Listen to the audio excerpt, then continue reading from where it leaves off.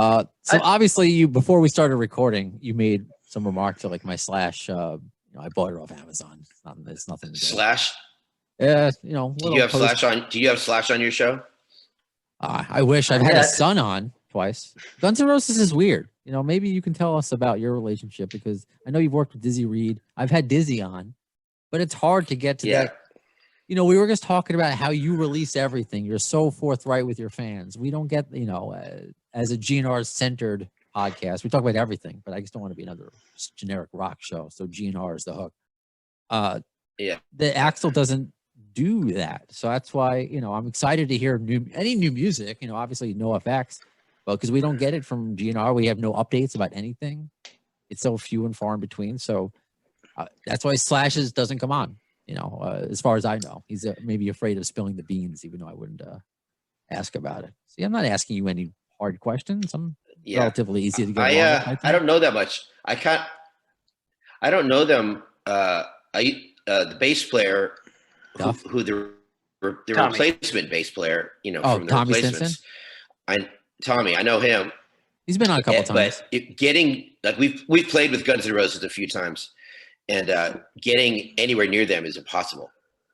And you're not even allowed to leave your backstage when they're going to the stage. This is at festivals. But we ran another band like that, and the Snake Pit. Okay. No, I've never seen another band as like Guns N' Roses. Okay. Nobody. Even like Oasis. We took trains with them in Japan, and they were just hanging out. They had some security, but those guys are more accessible. Interesting. Even though Guns N' Roses is the biggest band in the world, Oasis are pretty fucking big too. Mm-hmm. But once on we were on a plane playing a festival in Norway, and it stopped somewhere, and then as it took off, there was only NoFX and Slash and the Snake Pit on the plane. So it was just pretty cool. And the stewardesses were like drinking with us, and we got into a pillow fight. And Slash was the guy who came over to us. He goes, "Hey, you guys, what's up? What band are you?" I'm Slash. We're like, "Oh, cool." He came up to us, which is, it's the responsibility of the guy in the bigger band to do that. If you're in the smaller band, you just kind of look like a weenie.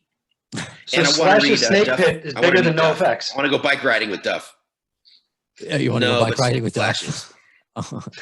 Well, yeah, I mean, yes. I would say NoFX was bigger because I read Duff's biography. Okay. Of course we are. Yeah, of course. I mean, but still, he's like as a singular. We're not bigger than Guns N' Roses, but we are a lot better than Guns N' Roses. So that stands for something. Okay. I mean, yeah. Hey, sometimes I'm in the mood. They made one good record. Their first record was good. Okay. But, hey, sometimes I'm in the mood for NoFX and not GnR. But really, you say that because a lot of people just say Appetite is good. Nothing off Use Your Illusions. You don't like any of that? Dare I even ask about Chinese Democracy? Did they make the wrong move doing a double album? Yes. Okay. They did make the wrong move. And that's why, one of the reasons why I decided not to make a double album. And, M Shadows was a lot of it because he listened to all of it and he goes, "Mike, this is a great single album, but it's not a great double album. There's some songs that, if there's songs that are better than other songs, it's not a good album." Mm-hmm. Like, I see. You need to make an album that's good all the way through. This was a little spotty. And what's that Guns N' Roses album called? So there's Use Your Illusion double album. Is the double. Use Your Illusion 1 and 2. But yeah, that was a total mistake. It's so. I have it up it's there. Just masturbation. Some of those songs. I just like it because it's more songs. It's more songs, but I hear some really good songs, but then they go on forever. And whoever made the 12-inch record, knowing that you can only put 35 minutes on it, 40 minutes, that's perfect. That's how long you can listen. And I don't know. I was pretty bummed out with Use Your Illusion. I prefer the first EP. Okay, Live Like a Suicide. And Appetite for Destruction was great. But after so many years, you come out with that, and then Chinese Democracy, Jesus Christ. Hey, but I'm stoked they're back together, though, with some of the original members. Yeah. Right on. No, I mean, I think they're a great band.